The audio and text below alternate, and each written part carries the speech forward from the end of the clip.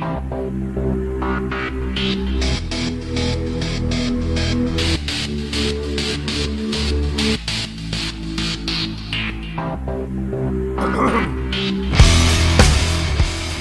la gang, bienvenue à Radio B52, votre podcast du Québec.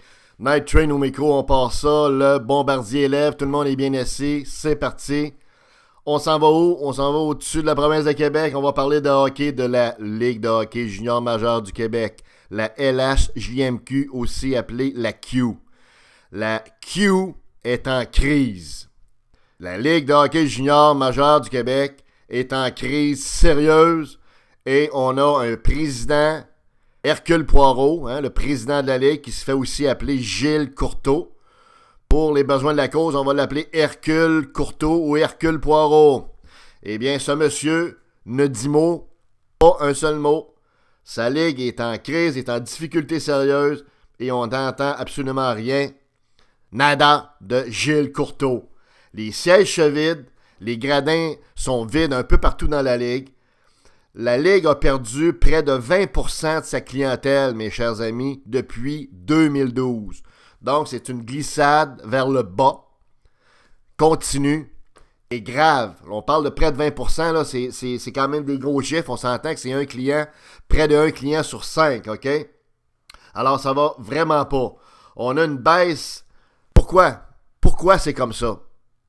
La première et principale raison, c'est l'incompétence crasse de grand-papa, papy, pop, Hercule Poirot, Gilles Courteau. Il est temps de faire le ménage en haut et ça commence par le président. Ce bonhomme-là a dû être nommé président de la Ligue en 1959. On le dit en tout respect, mais il est mûr pour aller bercer ses petits-enfants à Longueuil, dans sa chaumière, s'occuper de sa famille, s'occuper finalement des choses importantes quand on est rendu à ce stade de la vie où il est. Il doit avoir, ce monsieur-là, et on le dit encore une fois en tout respect, au-dessus de 80-85 ans, on le sait pas trop, mais ça doit faire 50 ans qu'il est dans la Ligue, donc il est au bout du rouleau.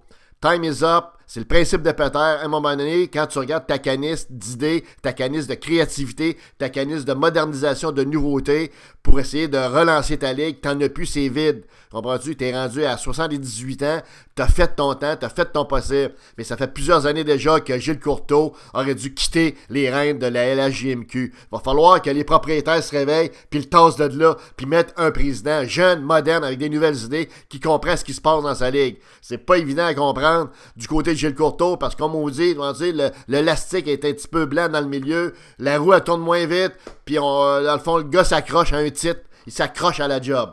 Mais il est la principale cause de ce qui se passe là, avec tous les règlements qu'il a passés, et avec son inaptitude, son inertie et son immobilisme. On y reviendra. Continuons sur les quelques chiffres là, de la chute des assistances de la Ligue et le pourquoi de ça. Écoutez, les gros marchés que sont Québec, Halifax et Rimouski ont connu les plus gros reculs en termes d'assistance. Alors, évidemment, on comprend que Québec est passé d'une moyenne de 12 000 dans les dernières années au Colisée Pepsi à une moyenne d'à peu près 8 000 au centre Vidéotron. Fait que c'est certain que ça a fait dropper la moyenne de toute la Ligue énormément. Mais Halifax et Rimouski également ont baissé. Alors, c'est quand même pas rien, là, tu sais. Ce qui est important de voir, dans le fond, c'est qu'il y a 13 des 18 marchés qui généralement, là, essuient des pertes. Au niveau de l'assistance, des glissades au niveau de l'assurance, c'est quand même beaucoup de concessions. 13 sur 18. Les pires drops d'assistance ont été connus à Bécomo, à Phoenix également pour Sherbrooke, le Phoenix de Sherbrooke, et puis également à Gatineau, où les Olympiques ont connu une drop depuis 6 ans, une drop de 18% de leurs fans, de leurs assistants. Donc, c'est majeur. C'est pas des petits chiffres, là. Comprenez-vous? Et c'est des diminutions d'assistance d'un gradin qui sont substantielles, OK? Donc, si on regarde les principales causes de ça, écoutez, il y en a quelques-unes, mais je dirais la cause principale, à part, évidemment, l'incompétence du président dont on a parlé à l'instant, c'est le produit. C'est tout simplement, c'est le produit a priori. Tu sais, il y a deux variables importantes à regarder quand ça va mal dans les ventes de ton produit ou de ton service. C'est évidemment le produit lui-même et le prix. Ben, si on regarde le produit comme tel qui est mis sur la glace, ben ce produit-là a besoin d'être rehaussé, a besoin d'être repensé. Tu sais. Est-ce que, par exemple, il y a trop de matchs au total, puis trop de matchs locaux? Est-ce qu'on pourrait dropper le nombre de matchs locaux à une trentaine de matchs, par exemple? Donc, moins de matchs, mais avec beaucoup plus de monde d'ingrédients. Bon, c'est une chose qui devrait être regardée. Une autre chose importante qui devrait être regardée ici, dans plusieurs villes de la Q, c'est un commentaire qu'on entend. Il n'y a plus aucune robustesse dans ce produit-là. Les clubs de la Q, le hockey a changé de style. Et toute évolution n'est pas nécessairement bonne. Mais là, les gars se touchent plus. Ils se donnent quasiment une tape sur l'épaule pour dire « Hey, là, je vais te donner une mise en échec, là. Mais elle sera pas trop dure, elle fera pas trop mal. Elle fera pas des gros bobos.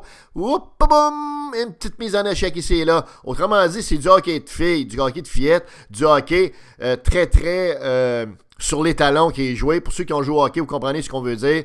Il n'y a plus de robustesse.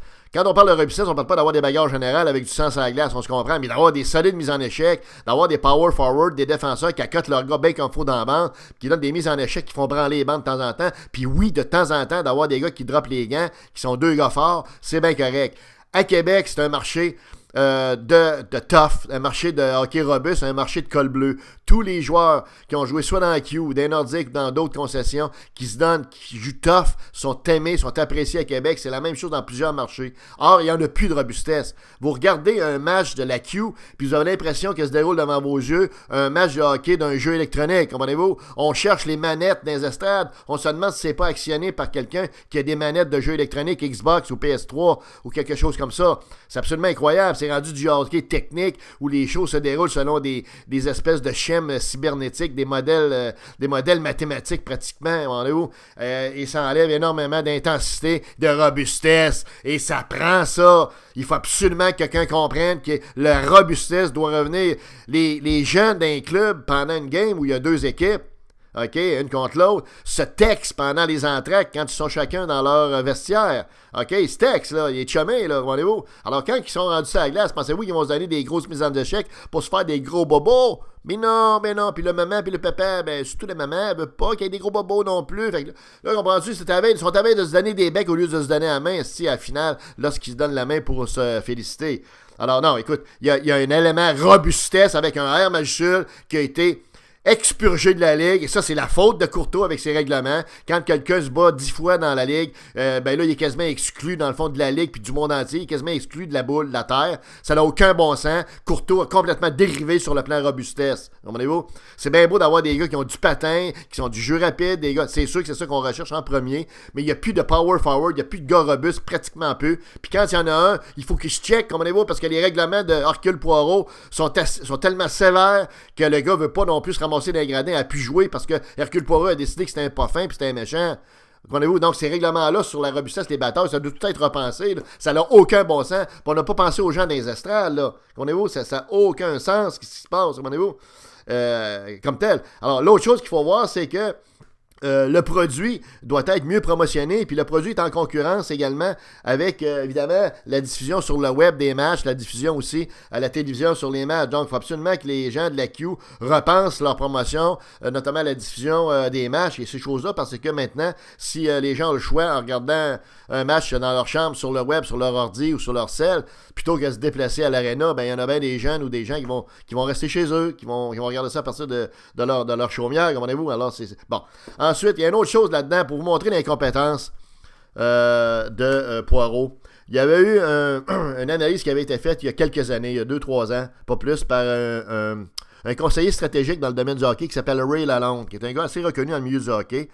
Il a déposé un rapport, il a fait une analyse complète de ce qui se passait dans la Ligue, les forces, les faiblesses, fait des recommandations, etc. On a entendu parler de ce rapport-là, aucunement zéro, fuck out.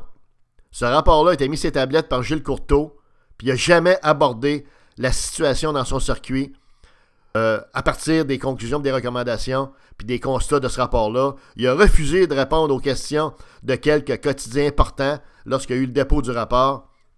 Il a juste dit qu'il était un peu inquiet des assistances, mais qu'il y aurait des mesures de prise. Bref, on a pris le rapport d'un expert qui probablement avait des recommandations extrêmement pertinentes. On a mis ça sur les tablettes. Comment ça se fait que les propriétaires ont accepté ça?